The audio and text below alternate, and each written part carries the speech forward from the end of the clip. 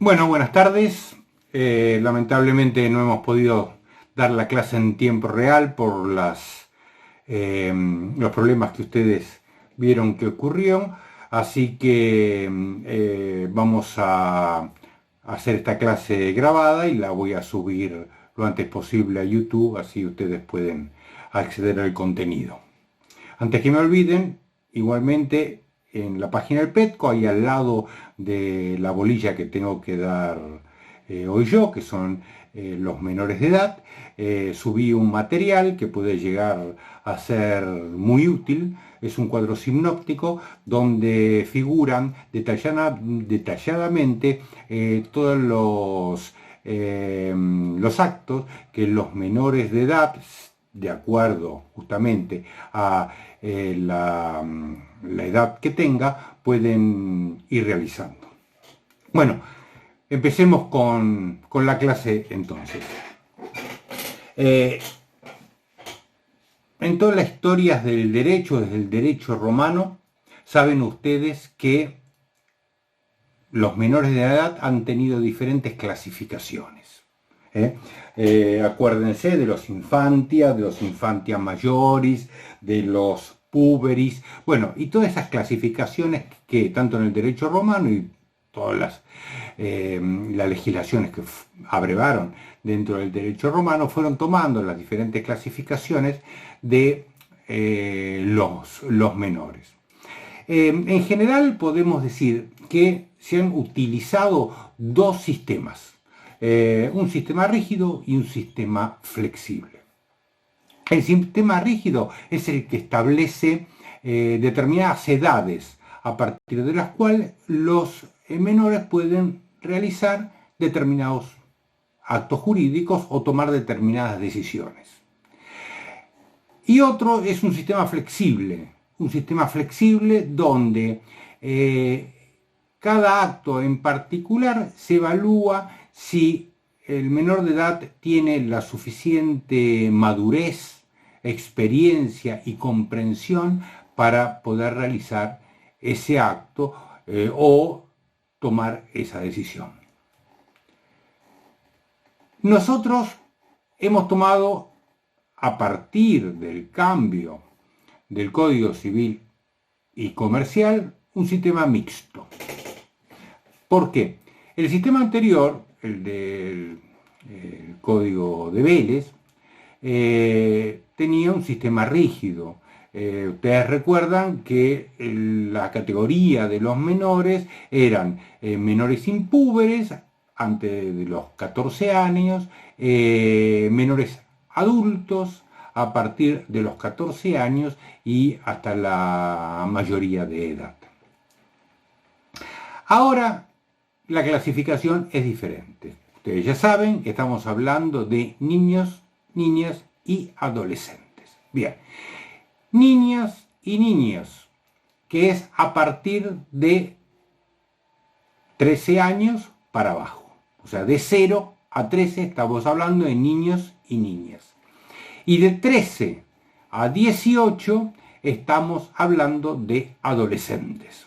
Bien, a partir de los 18 se llega a la mayoría de edad.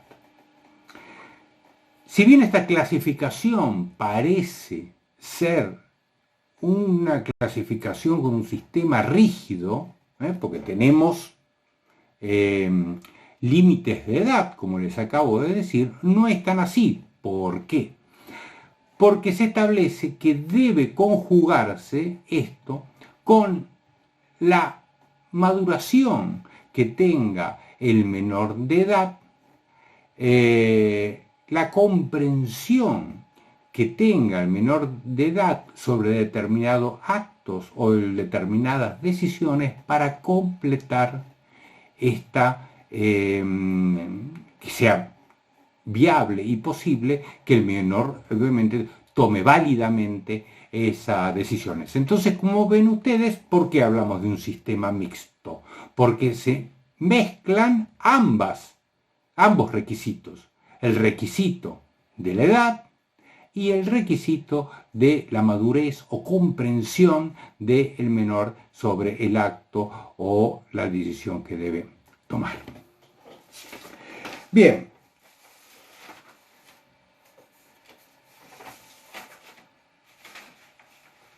Una de las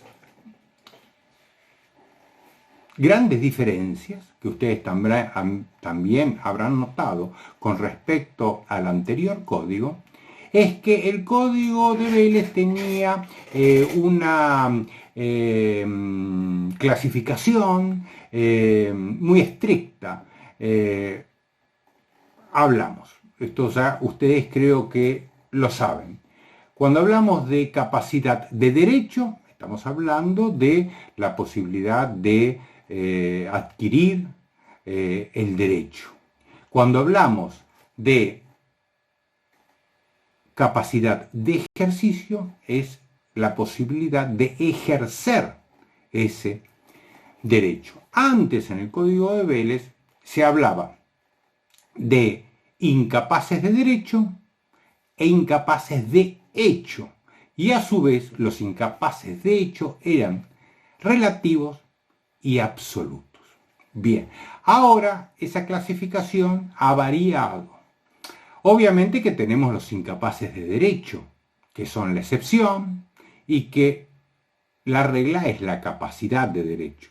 Y se es incapaz de derecho cuando así lo determina la ley o una norma jurídica sobre alguna situación en particular. Entonces, obviamente que no hay incapacidades de derecho absolutas, siempre son determinadas. En cuanto a la capacidad de ejercicio, que antes se llamaba incapacidad de hecho, ya no hay esta clasificación como antes de relativa o absoluta. Ahora estamos hablando de dos situaciones intermedias, que son la capacidad progresiva, que es la que vamos a ver ahora, la capacidad que tienen los menores de edad. Y junto a la capacidad progresiva, que es la que hablamos de los menores de edad, está la capacidad restringida, que también la vamos a ver más adelante. Pero ahora centrémonos en la capacidad progresiva, que es la de los menores de edad. Entonces, la primera situación que tenemos que definir es cuál es la categoría actual de los menores de edad, o sea, de los niños, niñas y adolescentes. Antes, como la división era rígida, eran incapaces de hecho, absolutos o relativos. Ahora es diferente. Antes de los 13 años de edad, la regla general es la incapacidad para el ejercicio de los derechos. O sea, salvo aquellas situaciones en particular que la ley permite, el menor de 13 años, o sea, por debajo de los 13 años, sus representantes son los padres, si no los tiene, los tutores, y son los que toman las decisiones de los menores, sin perjuicio de lo cual, como vamos a ver, si hay decisiones que pueden afectar su vida de relación, su vida con sus familiares, con sus padres, antes de tomar una decisión, es necesario que los menores de 13 años sean oídos. Por encima de esa edad, o sea, entre los 13 y los 18 años, ¿cuál es la situación? Con el código viejo seguían siendo incapaces relativos, pero incapaces. Hoy actualmente hay una discusión. Parte de la doctrina dice que no podemos hablar en esta franja, que va de los 13 a los 18 años, de incapaces. Y que estamos hablando de capaces, nada más que con la característica de que esa capacidad es progresiva. Y por lo tanto hay decisiones que ellos toman en forma independiente y en solitario, o hay decisiones que deben tomar junto con sus representantes legales. Entonces, para este grupo de autores no podemos estar hablando de incapacidad de ejercicio en los menores dentro de esta franja.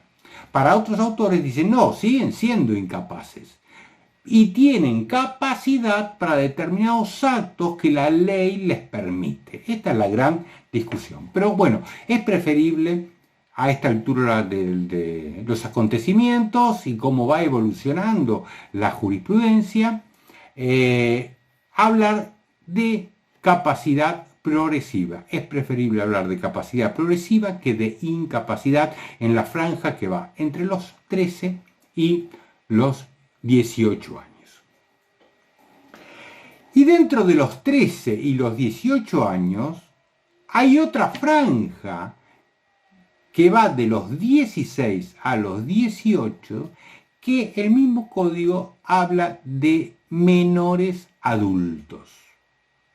O sea, dentro de los 13 y 18 que se denomina adolescentes, a su vez hay una subclasificación entre 16 y 18 que se llama adultos o menores adultos. Estas son las clasificaciones que actualmente tiene nuestro Código Civil y Comercial. Veamos.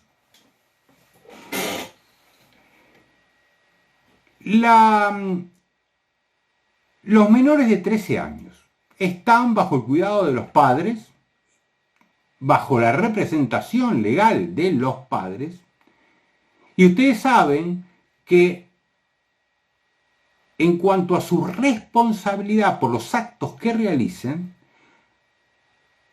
son responsables por los actos ilícitos a partir de los 10 años y por los actos lícitos a partir de los 13 años. Por lo tanto, los actos que realizan con anterioridad a esa edad y que están autorizados por la ley son muy pocos y muy precisos. Obviamente rige el principio de que siempre que se tomen decisiones que afecten su vida particular, familiar, social, deben ser escuchados. ¿Por quién? Especialmente por un juez, si es el que debe tomar esa decisión. Obviamente que también los escuchará el Ministerio Público de Menores, el abogado del niño, y hay obligación hasta de las autoridades administrativas, eventualmente de escuchar la voz del niño. Aparte de esto, los menores de 13 están autorizados expresamente para realizar pequeñas compras. Se entiende que hay una autorización implícita de los padres para que los chicos vayan al supermercado, vayan al kiosco, vayan y realicen pequeñas operaciones comerciales que se supone que están autorizados por los menores. E inclusive los mayores de 10 años pueden ser constituidos mandantes, ¿no? O sea, formar parte de un contrato de mandato. Pero más allá de estas situaciones así muy particulares, obviamente que los menores de 13 años, de 0 a 13, las decisiones van a ser tomadas por sus representantes. ¿Qué pasa ahora con los menores entre los 13 y 16 años? Acá la situación cambia. Y acá tenemos que entre los 13 y los 16 años hay un cambio sustancial en lo que se refiere a el cuidado de su cuerpo.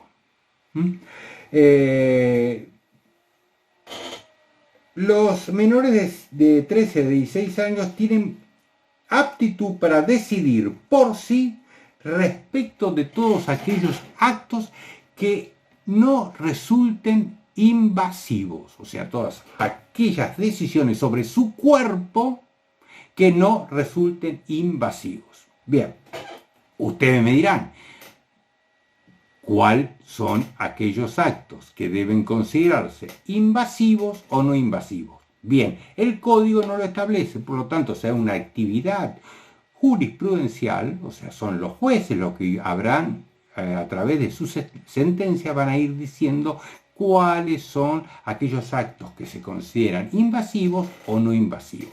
Hacerse un tatuaje es una decisión que importa un acto invasivo o no invasivo. Tomarse una radiografía, sacarse una muela, mil variantes. Y justamente, el material que les dejé pegado en el PETCO está referido a esto. Es un cuadro sinóptico de todas aquellas decisiones que los menores pueden ir tomando. Por eso les sugiero que específicamente lean ese material que resulta muy interesante. Los mayores de 16 años, para concluir, ¿no? Entonces, si es un acto no invasivo, los menores están facultados para tomar esa decisión. Ahora, cuando se considere que el acto es invasivo, van a requerir el consentimiento de los padres. Ahora, ¿qué pasa si hay desacuerdo? Bueno, en principio, si no es urgente, quien resolverá va a ser un juez. Ahora, puede ser que la situación es urgente. Por ejemplo, se considera que un acto invasivo es transfundir sangre, ¿no? Y el chico se está desangrando y dice, no quiero que me transfunda sangre. Y el padre dice, sí, quiero que transfunda sangre. No puedo llamar a un juez porque el chico se muere. Entonces, ¿quién lo decide? Lo va a resolver el médico de acuerdo al interés superior del niño. Para cuál es la mejor decisión que va a tomar el médico para proteger los intereses y sobre todo la vida y la integridad física del menor. Bien, seguimos. Actos ahora de mayores de 16 años. Bien, los mayores de 16 años en el cuidado de su propio cuerpo, la ley los considera como si fueran mayores. Por lo tanto, pueden tomar todas aquellas decisiones que hacen a la protección de su cuerpo, salvo aquellas excepciones que pueden estar expresamente determinadas por la ley. Por ejemplo, la donación de órganos, que todavía se mantiene de acuerdo a la ley vigente sobre ablación de órganos, que la donación es a partir de los 18 años. Hay aparentemente una contradicción, pero tema discutible. Pero la conclusión es que, salvo disposición específicamente y particularmente en contrario, los menores de edad de entre 16 hasta los 18 tienen plenas facultades para resolver sobre su cuerpo. Obviamente, a partir de los 18 años es mayor y con capacidad absoluta.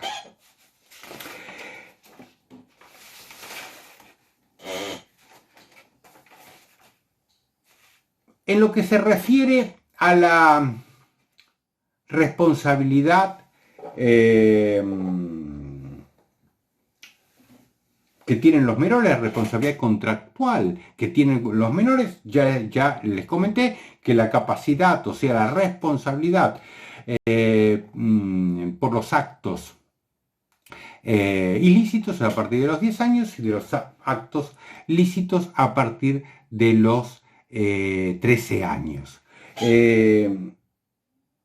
A partir de los 16 años pueden ejercer empleo, profesión e industria, con el consentimiento de los padres. Si lo ejerce de hecho, se presume que ese consentimiento está dado. Con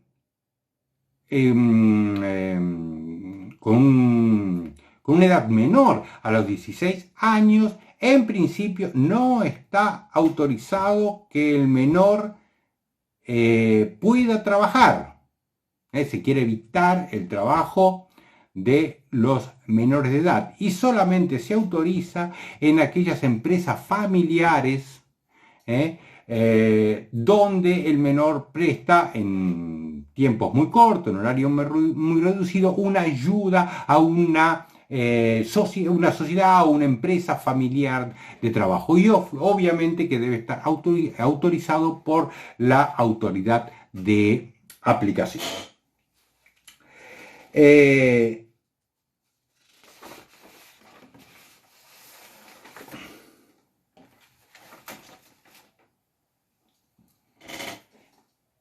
el anterior código había varios tipos de emancipaciones.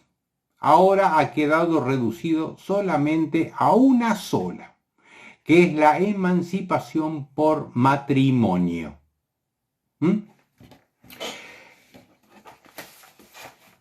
Antes de ver la emancipación por matrimonio, tenemos que saber cuáles son los requisitos a partir de cuando un menor obviamente puede contraer matrimonio. A partir de los 16 años, el menor de edad puede contraer matrimonio con la autorización de sus padres.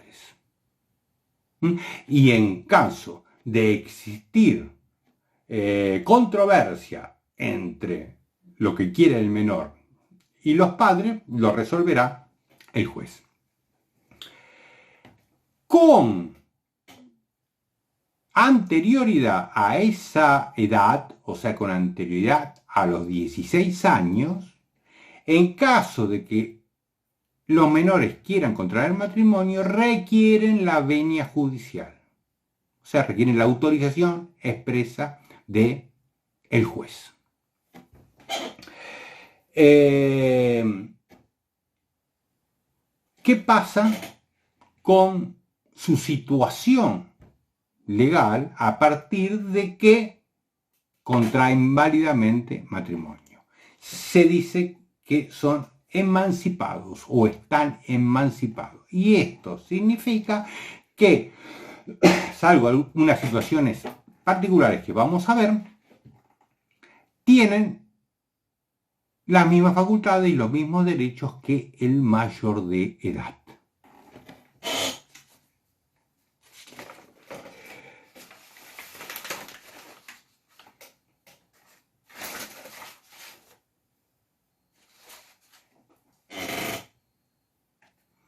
Entonces les decía, ¿qué es lo que no pueden los emancipados por matrimonio hacer? Ni siquiera con autorización judicial. Eso surge del artículo 28 del Código Civil y Comercial, que dice, no pueden ni siquiera con autorización judicial aprobar cuenta de sus tutores y darles finiquito. O sea, aprobar las cuentas de los tutores y decirle, mire, bárbaro, le apruebo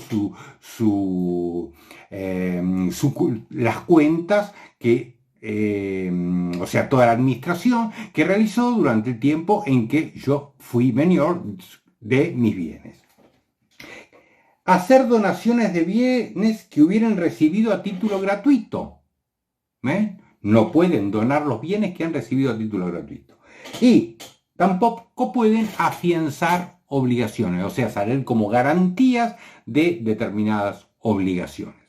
Y el 29 establece que los menores emancipados por matrimonio requieren autorización judicial para disponer de los bienes a título gratuito. Está prohibido, como dije, por el 28 donarlos, pero podrían disponerlos, siempre y cuando el juez vea que es conveniente disponer de esos bienes para el patrimonio y las actividades que realiza el menor.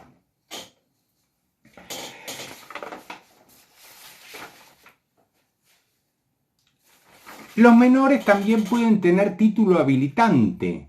En esos casos, el menor que tiene título habilitante, menor de 16 o de 17 años, que puede ser arquitecto, abogado, médico, etcétera, electricista, lo que sea, pero tiene título habilitante para ejercer una profesión, lo puede hacer y tiene la libre administración de todos los bienes y todos los ingresos que por el ejercicio de esa profesión o trabajo ese menor reciba, adquiera.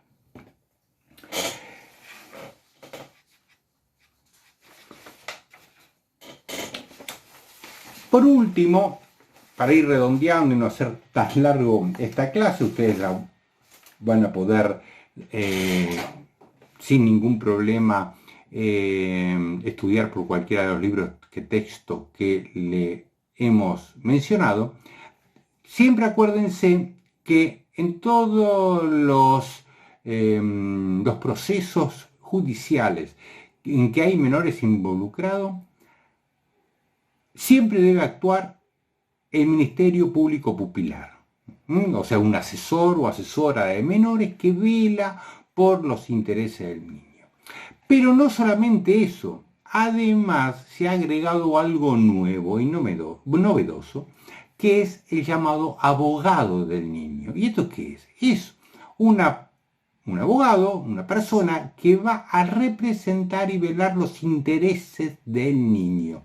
¿Se superpone con el asesor de menores? No, en principio no. ¿Por qué? Porque el asesor de menores, en un proceso, por ejemplo, un ejemplo para que sea más gráfico, donde hay intereses contrapuestos entre dos hermanos, ¿correcto? Y el asesor o asesora de menores debe velar por los intereses de ambos y ver cuál es la mejor solución para ambos hermanos.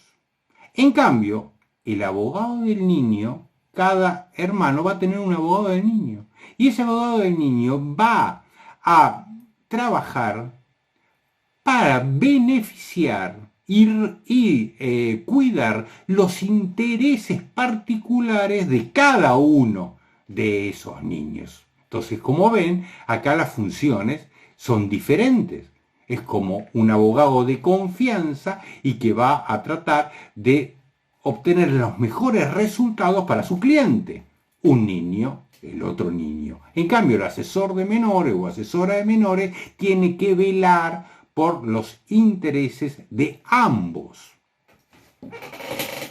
Bien, les comento, gente, en este tema. Tiene que quedar bien en claro que en la franja que va de los 13 a los 18 años es donde se nota claramente lo que hoy se llama la capacidad progresiva, la posibilidad de que el menor vaya realizando determinadas actividades y toma de decisiones que van a estar enmarcadas dentro de dos criterios, insisto. Un criterio que parece rígido, que está relacionado a la edad, 13 años, hasta los 18 años, pero también junto a un criterio flexible. ¿Por qué? Porque esas decisiones que tome van a estar relacionadas a la madurez que tenga ese joven y que demuestre la comprensión a ese acto determinado, para la realización de ese acto determinado o para la toma de decisión de alguna cuestión en particular. Bien, entonces, en esta franja, insisto, es donde se producen los mayores problemas e inconvenientes y dudas, porque el menor ahí, en qué situaciones, como les decía, puede trabajar o no, puede casarse o no, puede firmar o celebrar contratos o no. Se te dan una serie de cómo cuida su cuerpo, cómo se dan estas situaciones de actos que pueden llegar a ser invasivos o no, cuáles son los criterios de distinción, etcétera, etcétera. Eso es lo que ustedes tienen fundamentalmente que prestar atención cuando estudien de este tema de los libros que le hemos recomendado. Bueno, gente, espero que les haya servido este pequeño pantallazo como para ubicarlo y nos estaremos viendo en cualquier momento en la próxima clase. Chao, hasta luego.